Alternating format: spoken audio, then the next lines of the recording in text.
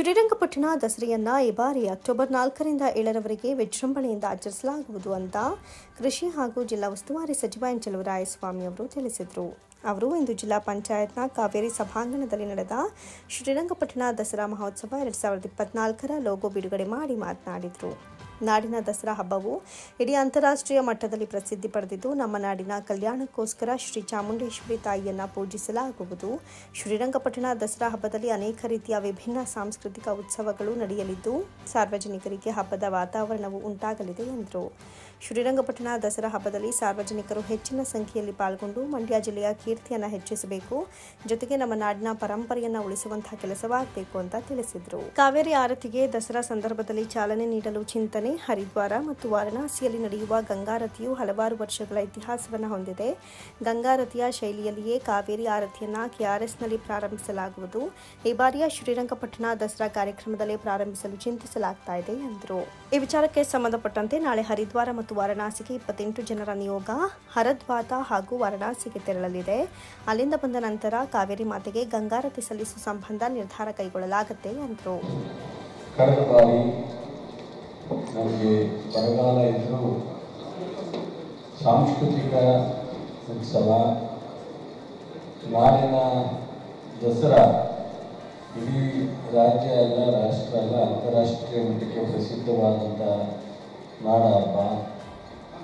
So ಏನೇ ಸ್ಥಳೀಯವಾಗಿ ಈ ಥರದ್ದು ಏರುಪೇರಿದ್ರೂ ನಾವು ನಾಡನ ಹಬ್ಬವನ್ನು ನಾವು ಆಚರಣೆ ಮಾಡ್ತಕ್ಕಂಥದ್ದು, ಚಾಮುಂಡಿ ಅಮ್ಮನ ಪೂಜೆ ಮಾಡ್ತಕ್ಕಂಥದ್ದು ಈ ನಾಡಿನ ಕಲ್ಯಾಣಕ್ಕೋಸ್ಕರ ಒಳ್ಳೆಯದು ಅನ್ನೋ ದೃಷ್ಟಿಯಿಂದ ಬರಗಾಲ ಇದ್ರೂ ಸಹ ಮೈಸೂರು ಮತ್ತು ಶ್ರೀರಂಗಪಟ್ಟಣ ದಸರಾ ಮತ್ತು ಕೊಡಗು ಮಾಡ್ತಕ್ಕಂಥ ದಸರಾವನ್ನು ಹಿಂದಿನ ಸರ್ಕಾರ, ಮಾನ್ಯ ಮುಖ್ಯಮಂತ್ರಿಗಳು, ಉಪಮುಖ್ಯಮಂತ್ರಿಗಳು ನೇತೃತ್ವದಲ್ಲಿ ನಾವೆಲ್ಲರೂ ಆಚರಣೆಯನ್ನು ಮಾಡಿದರು.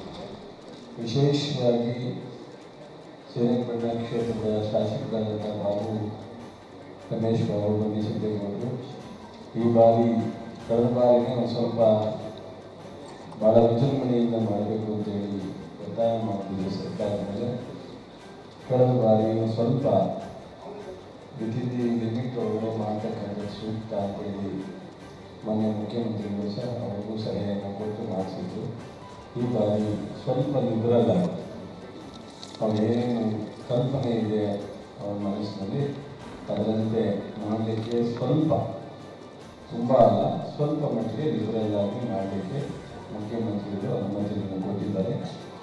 ಜಿಲ್ಲಾಧಿಕಾರಿಗಳು, ಜಿಲ್ಲಾ ಆಡಳಿತ, ಶಾಸಕರು ಎಲ್ಲರೂ ಸೇರಿ ಈಗಾಗಲೇ ಸಾಕಷ್ಟು ಮೀಟಿಂಗು ಮತ್ತು ತಯಾರಿಯನ್ನು ಮಾಡ್ಕೊಂಡಿದ್ದಾರೆ.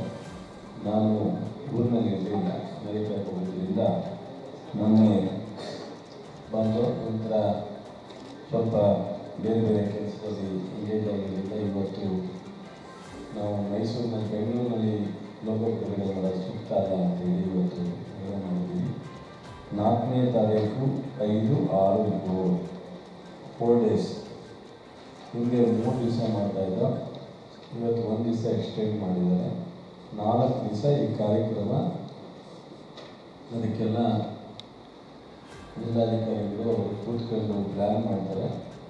ಸೊ ಎಲ್ಲ ಸಂಪೂರ್ಣವಾಗಿ ಅವರಿಗೆ ಜವಾಬ್ದಾರಿಯನ್ನು ಆಥರೈಸ್ ಮಾಡಿದ್ದೀವಿ. ಅವರು ಯಾವ್ಯಾವ ಕಾರ್ಯಕ್ರಮ ಯಾವತ್ತು ಯಾವ ರೀತಿ ಸಾರ್ವಜನಿಕರಿಗೆ ಈ ಒಂದು ಹಬ್ಬದ ವಾತಾವರಣವನ್ನು ಮತ್ತು ಪರಂಪರೆಯನ್ನು ಉಳಿಸ್ತಕ್ಕಂಥದ್ದು, ಮಂಡ್ಯ ಜಿಲ್ಲೆಯ ಕೀರ್ತಿಯನ್ನು ಸ್ವಲ್ಪ ಹೆಚ್ಚಿಸ್ತಕ್ಕಂಥ ರೀತಿಯಲ್ಲಿ ಮಾಡ್ತಕ್ಕಂಥದ್ದಕ್ಕೆ. ಸೊ ನಾನು ಈಗಾಗಲೇ ಮೇಲೆ ಜಿಲ್ಲಾಧಿಕಾರಿಗಳು ಮಾತನಾಡಿದ್ದು ಎಲ್ಲ ಅಧಿಕಾರಿಗಳು ಸಹ ಈ ಜವಾಬ್ದಾರಿಯನ್ನು ತಗೊಂಡು ಮಾಡ್ತಾರೆ. ಕಳೆದ ಬಾರಿ ರಾಜಮಾರ್ಗವನ್ನು ಉದ್ಘಾಟನೆಗಾಗಿದ್ದು, ಈ ಬಾರಿ ಯಾರು ಅಂತ ಹೇಳಿ ನೀವು ನಿಗದಿ ಮಾಡಿಲ್ಲ. ಇನ್ನೊಂದು 2-3 ದಿವಸದಲ್ಲಿ ಮಾತನಾಡಿ ಸೊ ನಿಗದಿ ಮಾಡ್ತೀವಿ. ಅವರನ್ನು ಸಹ ಇನ್ವೈಟ್ ಮಾಡಿ ಯಾರಾದರೂ ಸೂಕ್ತವಾದಂಥ ವ್ಯಕ್ತಿಗಳ ಕೈಯಲ್ಲಿ ಉದ್ಘಾಟನೆ ಮಾಡ್ತಕ್ಕಂಥ ಕೆಲಸವನ್ನು ನಾವು ತೀರ್ಮಾನವನ್ನು ಮಾಡ್ತೀವಿ. ಕಾರ್ಯಕ್ರಮದಲ್ಲಿ ಚಾಮುಂಡೇಶ್ವರಿ ವಿದ್ಯುತ್ ಸರಬರಾಜು ನಿಗಮ ನಿಯಮಿತ ಅಧ್ಯಕ್ಷರಾದ ಹಾಗೂ ಶ್ರೀರಂಗಪಟ್ಟಣ ವಿಧಾನಸಭಾ ಕ್ಷೇತ್ರದ ಶಾಸಕರಾದಂಥ ಎಬಿ ರಮೇಶ್ ಬಾಬು ಬಂಡಿಸಿದ್ದೇಗೌಡ, ಮಂಡ್ಯ ಶಾಸಕ ಪಿ ರವಿಕುಮಾರ್ ಗೌಡ ಗಣಿಕ, ಜಿಲ್ಲಾ ಪೊಲೀಸ್ ವರಿಷ್ಠಾಧಿಕಾರಿ ಮಲ್ಲಿಕಾರ್ಜುನ ಬಾಲದಂಡಿ, ಜಿಲ್ಲಾಧಿಕಾರಿ ಡಾಕ್ಟರ್ ಕುಮಾರ, ಜಿಲ್ಲಾ ಪಂಚಾಯತ್ನ ಮುಖ್ಯ ಕಾರ್ಯನಿರ್ವಹಣಾಧಿಕಾರಿ ಶೇಖ್ ತನ್ವೀರ್ ಆಸೀಫ್, ಅಪರ ಜಿಲ್ಲಾಧಿಕಾರಿ ಡಾಕ್ಟರ್ ಎಚ್ಎಲ್ ನಾಗರಾಜು, ಮೈಸೂರು ಸಕ್ಕರೆ ಕಂಪನಿಯ ನಿಯಮಿತದ ಅಧ್ಯಕ್ಷ ಸಿಡಿ ಗಂಗಾಧರ್, ಉಪವಿಭಾಗಾಧಿಕಾರಿ ಶಿವಮೂರ್ತಿ ಸೇರಿದಂತೆ ಇನ್ನಿತರರು ಉಪಸ್ಥಿತರಿದ್ದರು. ಜಿಲ್ಲಾ ಆರೋಗ್ಯ ಮತ್ತು ಕುಟುಂಬ ಕಲ್ಯಾಣ ಇಲಾಖೆ ರಾಷ್ಟ್ರೀಯ ಏಡ್ಸ್ ನಿಯಂತ್ರಣ ಕಾರ್ಯಕ್ರಮ ವತಿಯಿಂದ ಯುವ ಜನೋತ್ಸವ ಅಂಗವಾಗಿ ವಿದ್ಯಾರ್ಥಿಗಳಿಗೆ HIV ಅಥವಾ ಏಡ್ಸ್ ಬಗ್ಗೆ ಅರಿವು ಮೂಡಿಸುವಂತಹ ನಿಟ್ಟಿನಲ್ಲಿ ಕಾಲೇಜು ವಿದ್ಯಾರ್ಥಿಗಳಿಗೆ ಕಬಡ್ಡಿ ಕಾರ್ಯಕ್ರಮವನ್ನು ನಗರದ ಒಳಾಂಗಣ ಕ್ರೀಡಾಂಗಣದಲ್ಲಿ ಹಮ್ಮಿಕೊಳ್ಳಲಾಗಿತ್ತು. ಕಾರ್ಯಕ್ರಮವನ್ನು ಮಂಡ್ಯ ತಾಲೂಕಿನ MLA ಅವರಾದಂತಹ ರವಿಕುಮಾರ್ ಗಣಿಗ ಅವರು ಕಾರ್ಯಕ್ರಮಕ್ಕೆ ಚಾಲನೆಯನ್ನ ನೀಡಿದರು.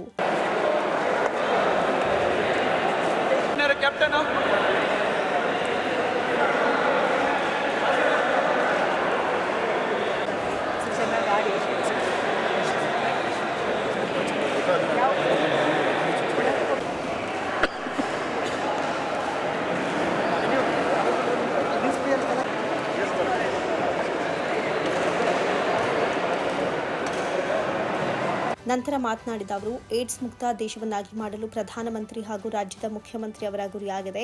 ಆದರೆ ಇತ್ತೀಚಿನ ವರದಿಯಲ್ಲಿ ಇಂದಿನ ಯುವಕರಲ್ಲಿ ಹೆಚ್ಚು ಸೋಂಕು ಬರ್ತಾ ಇದೆ ಎನ್ನುವಂತಹ ಅಧ್ಯಯನ ವರದಿಯಲ್ಲಿ ತಿಳಿದು ಬಂದಿದೆ ಎಂದರು. ಇವತ್ತು ಇಡೀ ಭಾರತದಲ್ಲಿ ಏಡ್ಸ್ ಮುಕ್ತ ದೇಶವನ್ನು ಮಾಡಬೇಕು ಅನ್ನೋದು ನಮ್ಮ ಪ್ರಧಾನಮಂತ್ರಿಗಳು ಮತ್ತು ರಾಜ್ಯದಲ್ಲಿ ಮುಖ್ಯಮಂತ್ರಿಗಳ ಗುರಿಯಾಗಿದೆ.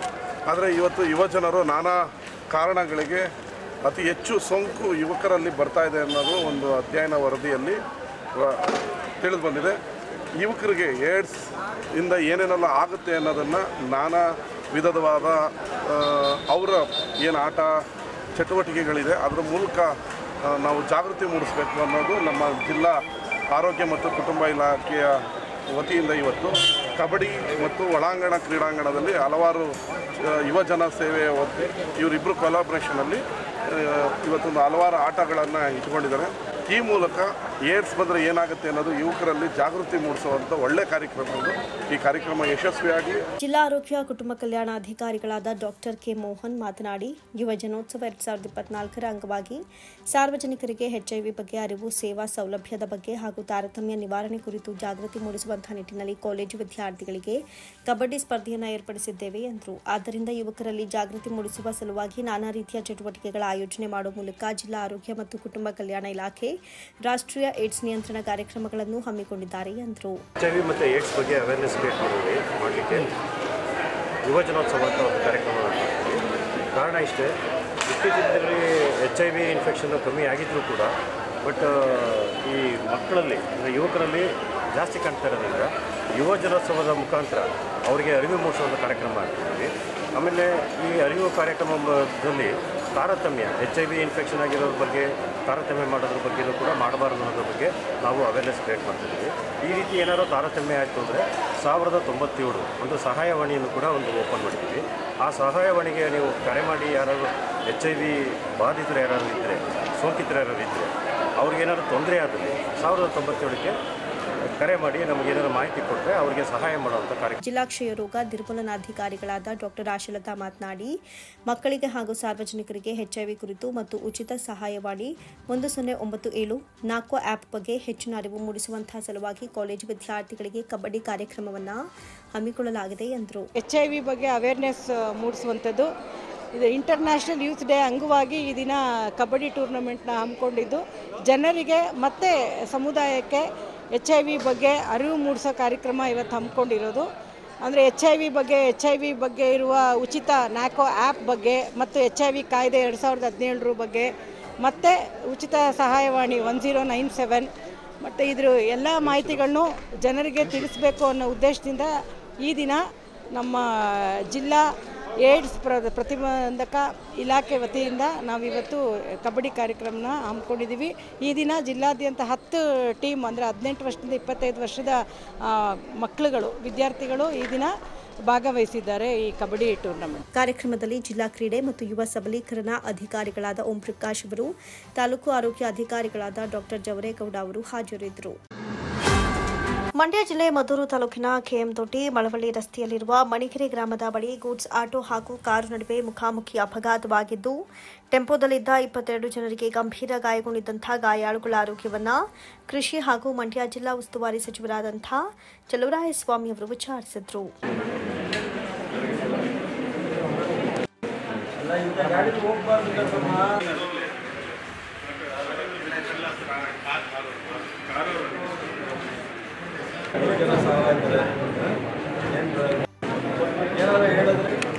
ಹಿಂದೆ ಸರ್ ಹಿಂದೆ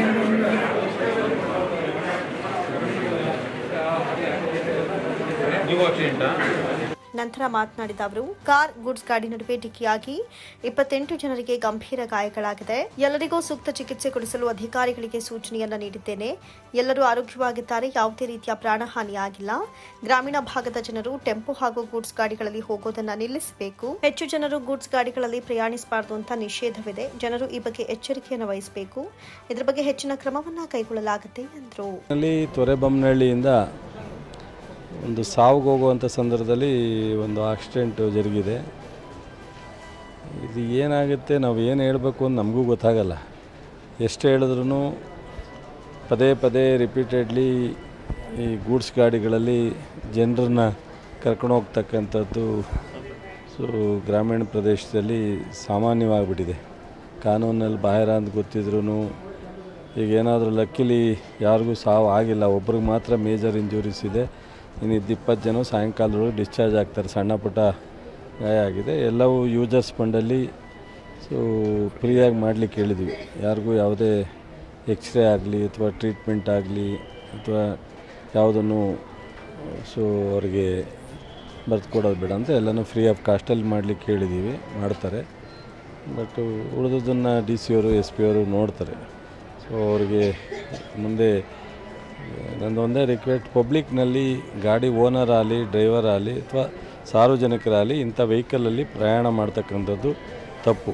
ಇದರಿಂದ ಏನಾದರೂ 30 ಜನನೂ ಹೆಚ್ಚು ಕಡಿಮೆ ಆಗಿದ್ದರೆ ಭಾಳ ಕುಟುಂಬಗಳಿಗೆ ಅನ್ಯಾಯ ಆಗ್ತಿತ್ತು. ಆ ಥರದ್ದೆಲ್ಲ ಆಗಬಾರ್ದು ಅಂತೇಳಿ ತಮ್ಮ ಮೂಲಕ ವಿನಂತಿ ಮಾಡ್ತೀವಿ. ಇದೇ ವೇಳೆ ಶಾಸಕ Ramesh Babu Bandi Siddegowda, DC doctor Kumara, SP Mallikarjuna Baladandi ಸೇರಿದಂತೆ ಹಲವರು ಭಾಗಿಯಾಗಿದ್ದರು.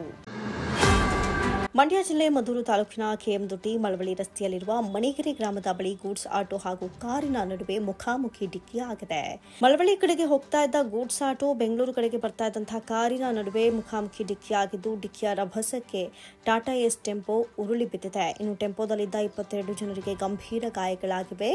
ಗಾಯಾಳುಗಳನ್ನು ಕೆಎಂದೊಡ್ಡಿ ಸರ್ಕಾರಿ ಆಸ್ಪತ್ರೆಗೆ ದಾಖಲು ಮಾಡಲಾಗಿದ್ದು ಹೆಚ್ಚಿನ ಚಿಕಿತ್ಸೆಗಾಗಿ ಮಂಡ್ಯ ಮಿಮ್ಸ್ ಹಾಗೂ ಬೆಂಗಳೂರಿಗೆ ಶಿಫ್ಟ್ ಮಾಡಲಾಗಿದೆ.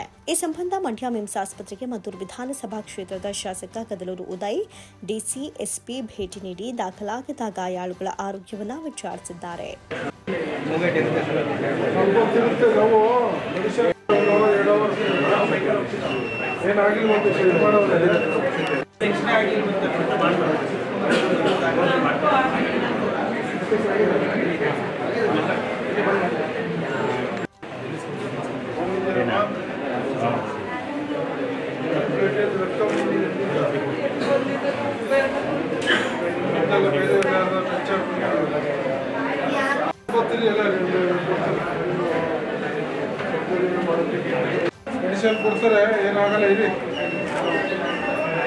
ಇನ್ನು ಶಾಸಕ ಕದಲೂರು ಉದಯ್ ಮಾತನಾಡಿ, ರಸ್ತೆ ಅಪಘಾತ ಸಂಭವಿಸಿದೆ, ಎಲ್ರಿಗೂ ಗಾಯವಾಗಿದೆ, ಯಾವುದೇ ಪ್ರಾಣಾಪಾಯವಾಗಿಲ್ಲ. ಸೂಕ್ತ ಚಿಕಿತ್ಸೆಯನ್ನು ನೀಡಲಾಗ್ತಾ ಇದೆ. ಎಲ್ರಿಗೂ ಸಹ ಚಿಕಿತ್ಸೆ ವೆಚ್ಚವನ್ನು ಭರಿಸುತ್ತೇವೆ. ಎಲ್ಲರೂ ಆರೋಗ್ಯವಾಗಿದ್ದಾರೆ. ಗೂಡ್ಸ್ ಗಾಡಿಯಲ್ಲಿ ಹೆಚ್ಚು ಜನರಿದ್ದ ಕಾರಣ ಗಾಯಗಳಾಗಿವೆ. ಗೂಡ್ಸ್ ಗಾಡಿಯಲ್ಲಿ ಜನರನ್ನ ಸಾಗಿಸೋದು ತಪ್ಪು. ಇದರ ಬಗ್ಗೆ ಸೂಕ್ತ ಕ್ರಮವನ್ನು ವಹಿಸಲಾಗುತ್ತೆ ಎಂದರು. ಬೆಳಗ್ಗೆ ಯಾವುದೋ ಒಂದು ಸಾವಿಗೆ ಅಂತ ನಮ್ಮ ತೊರೆಬೊಮ್ಮನಹಳ್ಳಿಯ ಗ್ರಾಮದವರು ಎಲ್ಲರೂ ಹೋಗ್ತಾ ಇದ್ದಂಥ ಸಂದರ್ಭದಲ್ಲಿ ಮಹದೇಶ್ವರ ಬೆಟ್ಟದಿಂದ ಬಂದಂಥ ಒಂದು ಕಾರು ಯಾವುದೋ ಅಡ್ಡ ಬಂದಿದ್ದ ಗಾಡಿನ ತಪ್ಪಿಸ್ಲಿಕ್ಕೆ ಹೋಗಿ ಈ ಒಂದು ವಾಹನಕ್ಕೆ ಡಿಕ್ಕಿ ಹೊಡೆದು ಸುಮಾರು 28 ಜನರಿಗೆ ಸಣ್ಣ ಪುಟ್ಟ ಗಾಯಗಳಾಗಿದೆ. ಅದರಲ್ಲಿ ಒಂದು 3 ಜನಕ್ಕೆ ಸ್ವಲ್ಪ ಆಪ್ರೇಷನ್ನು ಮಾಡುವಂಥ, ಒಬ್ಬರಿಗೆ ಇಂಡಿಜನರಿ, ಒಬ್ಬರಿಗೆ ಕಾಲು ಮುರಿದಿದೆ, ಸಣ್ಣ ಪುಟ್ಟ ಇದಾಗಿದೆ. ಒಂದು 2-3 ಜನಕ್ಕೆ ಬಿಟ್ಟರೆ ಮಿಕ್ತವ್ರದ್ದು ಏನೂ ತೊಂದರೆ ಇಲ್ಲ. ಅವರು ಕೂಡ ಎಲ್ಲ ಕಾನ್ಸಿಯನ್ಸಲ್ಲಿ ಇದ್ದಾರೆ. ಯಾರ್ದು ಏನೂ ಡೇಂಜರ್ ಸಿಚುವೇಶನ್ ಯಾರಿಲ್ಲ, ಎಲ್ಲ ಔಟ್ ಆಫ್ ಡೇಂಜರು, ಎಲ್ಲರೂ ಆರಾಮಾಗಿದ್ದಾರೆ ಈಗ. ಇನ್ನು ಈ ಸಂಬಂಧ ಕೆಎಂದೊಡ್ಡಿ ಪೊಲೀಸ್ ಠಾಣಾ ವ್ಯಾಪ್ತಿಯಲ್ಲಿ ಪ್ರಕರಣ ದಾಖಲಾಗಿದೆ. 87ನೇ ಅಖಿಲ ಭಾರತ ಕನ್ನಡ ಸಾಹಿತ್ಯ ಸಮ್ಮೇಳನದ ಸ್ಮರಣ ಸಂಚಿಕೆಯ ಬಗ್ಗೆ ಕೇಂದ್ರ ಕಸಾಪ ರಾಜ್ಯಾಧ್ಯಕ್ಷ ಡಾಕ್ಟರ್ ನಾಡೋಜ ಮಹೇಶ್ ಜೋಶಿ ಅವರ ಅಧ್ಯಕ್ಷತೆಯಲ್ಲಿ ಮಂಡ್ಯದ ಜಿಲ್ಲಾಧಿಕಾರಿಗಳ ಕಾರ್ಯಾಲಯದ ಸಭಾಂಗಣದಲ್ಲಿ ಕಾರ್ಯಕ್ರಮ ನಡೆಯಿತು. ಡಾಕ್ಟರ್ ಮಹೇಶ್ ಜೋಶಿ ಅವರು ಈ ವಿಷಯವಾಗಿ ಮಾತನಾಡುತ್ತಾ, ಸ್ಮರಣ ಸಂಚಿಕೆಯು ಆಕಾರ ಗ್ರಂಥದ ರೀತಿಯಲ್ಲಿ ಉಪಯುಕ್ತವಾಗುವಂತೆ ಹಾಗೂ ಸ್ಮರಣ ಸಂಚಿಕೆಯಲ್ಲಿ ಯಾವುದೇ ಕಾಗುಣಿತ, ವ್ಯಾಕರಣ ದೋಷ ಮತ್ತು ಗೊಂದಲಗಳಿಗೆ ಆಸ್ಪದ ಇರದಂತೆ ಸ್ಪಷ್ಟವಾಗಿ ಇರಬೇಕಾಗುತ್ತೆ ಅಂತ ಸಲಹೆ ನೀಡಿದರು. ಸ್ಮರಣ ಸಂಚಿಕೆಯ ಲೇಖನಗಳನ್ನು ಕೆಲವು ಮಾನದಂಡಗಳ ಮೂಲಕ ಆಯ್ಕೆ ಮಾಡಿಕೊಳ್ಳುವಾಗ ಯಾವುದೇ ಮರ್ಜಿ ಮಸಲತ್ತುಗಳಿಗೆ ಒಳಗಾಗದೆ ಗುಣಮಟ್ಟ ಹಾಗೂ ವಾಸ್ತವ ವಿಷಯಗಳಿಗೆ ಒತ್ತು ನೀಡುವುದು ಸೂಕ್ತ ಅಂತ ಸಲಹೆ ನೀಡಿದರು.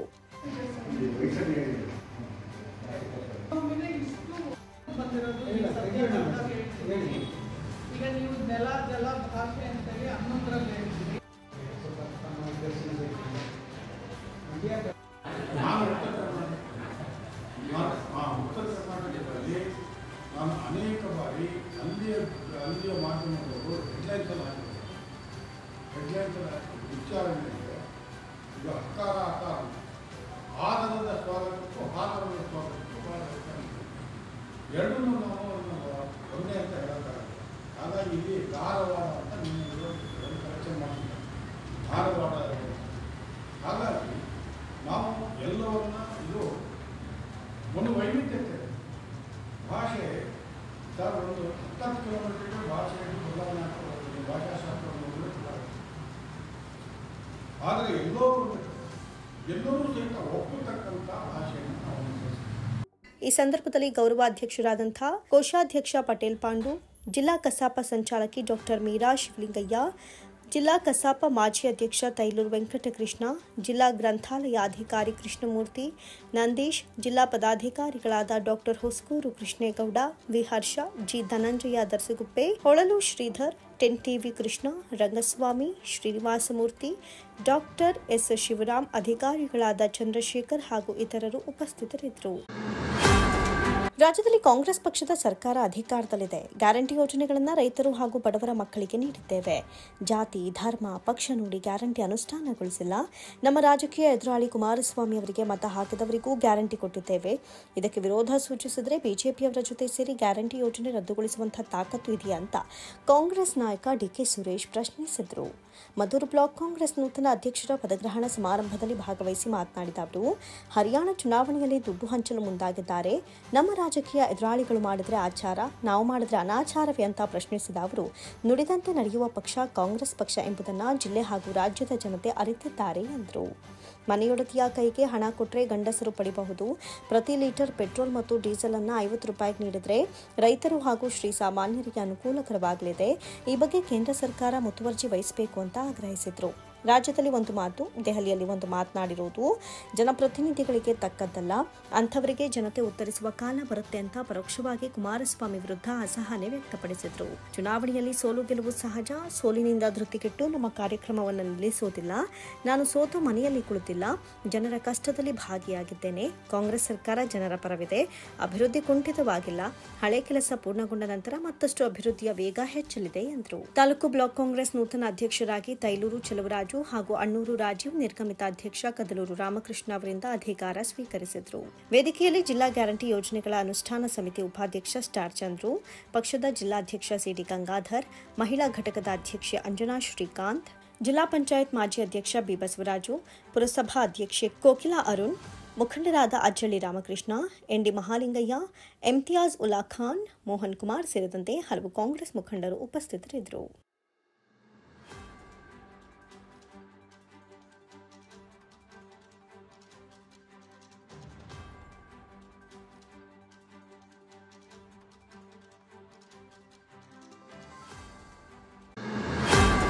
ಮಂಡ್ಯ ನಗರದ ಶಂಕರನಗರದಲ್ಲಿ ಶಂಕರನಗರ ಗೆಳೆಯರ ಬಳಗ ಹಾಗೂ ಡಾಕ್ಟರ್ ಎಂಬಿ ಶ್ರೀನಿವಾಸ್ ಪ್ರತಿಷ್ಠಾನ ಸಹಯೋಗದೊಂದಿಗೆ ಆಯೋಜಿಸಿದ್ದ 5ನೇ ವರ್ಷ ಪುಷ್ಪ ಮಂಟಪೋತ್ಸವದ ಅಂಗವಾಗಿ ಬೃಹತ್ ರಕ್ತದಾನ ಅಭಿಯಾನವನ್ನು ನಡೆಸಲಾಯಿತು. ಸಂಚಾರಿ ವಾಹನದಲ್ಲಿ 40ಕ್ಕೂ ಹೆಚ್ಚು ರಕ್ತದಾನಿಗಳಿಂದ ಜಿಲ್ಲಾಸ್ಪತ್ರೆಯ ರಕ್ತನಿಧಿ ಕೇಂದ್ರ ಸಿಬ್ಬಂದಿಗಳು ರಕ್ತವನ್ನು ಸಂಗ್ರಹಿಸಿಕೊಂಡರು.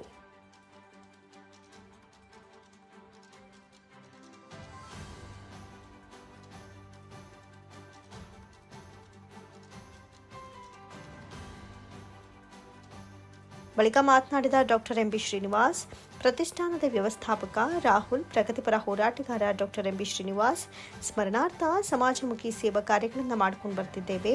ಇಂದು ಶಂಕರನಗರದಲ್ಲಿರುವ ಗೆಳೆಯರ ಬಳಗದಿಂದ ರಕ್ತದಾನ ಅಭಿಯಾನ ನಡೀತಾ ಇದೆ. ಗಣೇಶ ಪುಷ್ಪ ಮಂಟಪದಿಂದ ಸಾಕಷ್ಟು ಗೆಳೆಯರು ಒಗ್ಗೂಡಿ ಒಮ್ಮತ ಬೆಸೆಯುತ್ತಿದೆ ಎಂದರು. ನಾಗಮಂಗಲದಲ್ಲಿ ಗಣೇಶ ವಿಸರ್ಜನೆ ವೇಳೆ ಅನ್ಯ ಕೋಮುಗಳ ನಡುವೆ ಗಲಭೆ ಶುರುವಾಯಿತು. ಆದರೆ ಇಲ್ಲಿ ಮುಸ್ಲಿಂ ಯುವಕರು ಗಣೇಶ ಮಂಟಪದಲ್ಲಿ ರಕ್ತದಾನ ಮಾಡಿ ಮಾನವೀಯತೆ ಮೆರೆಯುತ್ತಿದ್ದಾರೆ. ಗಣೇಶ ಎಲ್ಲರಿಗೂ ಒಳಿತನ ಮಾಡಲಿ, ಅಲ್ಲಾಹು ಕೂಡ ಎಲ್ಲರಿಗೂ ಒಳ್ಳೆಯದನ್ನ ಮಾಡಲಿ ಎನ್ನುವಂಥ ಭಾವನೆ ನಮ್ಮದು ಅಂತ ಮುಸ್ಲಿಂ ಗೆಳೆಯರು ಹೇಳ್ತಾರೆ ಅಂತ ತಿಳಿಸಿದ್ರು. ನಮ್ಮ ತಂದೆಯವರ ಹೆಸರಿನಲ್ಲಿ 3ನೇ ವರ್ಷದ ರಕ್ತದಾನ ಅಭಿಯಾನ ಮಾಡ್ತಿದ್ದೇವೆ. ಜೀವ ಉಳಿಸುವಂತಹ ನಿಟ್ಟಿನಲ್ಲಿ ಯುವಕರ ತಂಡ ನಿಂತಿದೆ. ಕಳೆದ ವರ್ಷ ಕಾಡು ಗ್ರಾಮದಲ್ಲಿ 73 ಮಂದಿ ರಕ್ತದಾನ ಮಾಡಿದ್ವಿ. ಜೀವಧಾರೆ ಟ್ರಸ್ಟ್ ನಟರಾಜ್ ಮತ್ತು ಮೆಮ್ಸ್ ರಕ್ತನಿಧಿ ಕೇಂದ್ರ ತಂಡಕ್ಕೆ ಧನ್ಯವಾದವನ್ನು ಸಲ್ಲಿಸ್ತೇವೆ ಎಂದರು. ಇವತ್ತೇನೋ ನಾಗಮಂಗಲದಲ್ಲಿ ನೀವು ಆಗಿರೋ ಘಟನೆ ನೋಡ್ತಾ ಇರ್ಬೋದು. ಅದನ್ನು ನಾವು ಪರ ವಿರೋಧಕ್ಕಿಂತ ಹೆಚ್ಚಾಗಿ ಸಮಾಜಮುಖಿ ಕೆಲಸವನ್ನು ನಾವು ಮಾಡಬೇಕಾಗಿರೋ ನಿಟ್ಟಿನಲ್ಲಿ ನಾವು ನಂದಿರೋದು ಕುವೆಂಪು ಹೇಳಿರಂಗೆ ಎಲ್ಲ ವಿಶ್ವ ಮಾನವ ಅನ್ನೋ ಥರ ನಾವು ಎಲ್ಲ ರೀತಿ ಎಲ್ಲ ಜನಾಂಗದವರು ಒಂದೇ ಅನ್ನೋ ರೀತಿಯಲ್ಲಿ ಇವತ್ತು ಪಾಪ ಇವತ್ತು ಮುಸ್ಲಿಮ್ಸ್ ಹುಡುಗರುಗಳು ಎಲ್ಲ ಸ್ನೇಹಿತರುಗಳು ಇವತ್ತು ಗಣಪತಿ ನಮಗೂ ಒಳ್ಳೇದು ಮಾಡಲಿ, ಅಲ್ಲ ನಿಮಗೂ ಒಳ್ಳೇದು ಮಾಡಲಿ ಅನ್ನೋ ನಿಟ್ಟಿನಲ್ಲಿ ಇವತ್ತು ಅವರು ಬಂದು ಬ್ಲಡ್ ಕ್ಯಾಂಪಲ್ಲಿ ಭಾಗವಹಿಸಿ 10ಕ್ಕಿಂತ ಹೆಚ್ಚು ಜನ ಇವತ್ತು ಬ್ಲಡ್ ಕ್ಯಾಂಪನ್ನು ಕೊಟ್ಟಿದ್ದಾರೆ. ನಾವು ಏನಿರ್ಬೋದು ಎಲ್ಲ ಒಂದೇ ನಮ್ಮ ನಿಟ್ಟಿನಲ್ಲಿ ಅವ್ರು ಕೊಟ್ಟಿರೋದು ಅವ್ರಿಗೆ ನಾವು ಹೃತ್ಪೂರ್ವಕವಾಗಿ ವಿಶೇಷವಾದ ಧನ್ಯವಾದಗಳನ್ನು ಅವ್ರಿಗೆ ಸಲ್ಲಿಸ್ತೇವೆ. ಜಾತಿ ಮತವನ್ನು ಬಿಟ್ಟು ಧರ್ಮವನ್ನು ಬಿಟ್ಟು ಒಂದು ಜೀವ ಉಳಿಸುವ ಕಾರ್ಯನೇ ಮುಖ್ಯ ಅಂತ ಇವತ್ತು ಹೇಳಿ ಬಂದಿರೋದ್ರಿಂದ ಅವ್ರಿಗೆ ನಾವು ಇವತ್ತು ಹೆಚ್ಚಿನ ಸಹಕಾರ ಸಿಕ್ಕಿದೆ ಅಂತ ಹೇಳಕ್ಕೆ ನಾನು ಇವತ್ತು ಖುಷಿಯಿಂದ ಇಚ್ಛೆಪಡಿಸುತ್ತೇನೆ. ಮತ್ತು ಹಾಗೂ ನಾವು ಇವತ್ತು ಏನು ನಮ್ಮ ತಂದೆಯವರ ಹೆಸರಲ್ಲಿ ಎಂ ಬಿ ಶ್ರೀನಿವಾಸ್ ಅವರ ಪ್ರತಿಷ್ಠಾನ ಅಂತ ಒಂದು ಕಾರ್ಯಕ್ರಮವನ್ನು ಮಾಡ್ತಾಯಿದ್ದೀವಿ. ಇವತ್ತು ಶಂಕರನಗರದ ಗೆಳೆಯರ ಬಳಗ ಸತತವಾಗಿ 15ನೇ ವರ್ಷ ಇವತ್ತು ಅವರು ಗಣಪತಿ ಕೂರಿಸ್ತಾ ಇದ್ದಾರೆ. ಅವರ ಸಹಾಯದೊಂದಿಗೆ ಇವತ್ತು ವಿಜೃಂಭಣೆಯಾದ ರಕ್ತದಾನ ಶಿಬಿರವನ್ನು ನಾವು ಏರ್ಪಡಿಸ್ಕೊಂಡಿದ್ದೀವಿ. ಒಂದು ರಕ್ತದಾನದಿಂದ ಜೀವವನ್ನು ಉಳಿಸುವ ಒಂದು ಗುರಿಯನ್ನು ಇವತ್ತು ಹುಡುಗರುಗಳು ಹುಟ್ಟಿದ್ರಿಂದ ನಮಗೆ ಬಂದು ರಿಕ್ವೆಸ್ಟ್ ಮಾಡಿದಾಗ ಹೌದು ಮಾಡೋಣ, ಇದು ಸಕ್ಸಸ್ ಮಾಡೋಣ ಅಂತೇಳಿ ಇವತ್ತು ನಾವು ಏರ್ಪಡಿಸಿದ್ದೀವಿ. ಈಗ ಆಲ್ರೆಡಿ 50ಕ್ಕೂ ಹೆಚ್ಚು ಜನಗಳು ಬಂದಿದ್ದಾರೆ. 80 ಗಡಿದಾಟುವ ನಿರೀಕ್ಷೆಯಲ್ಲಿದ್ದೇವೆ.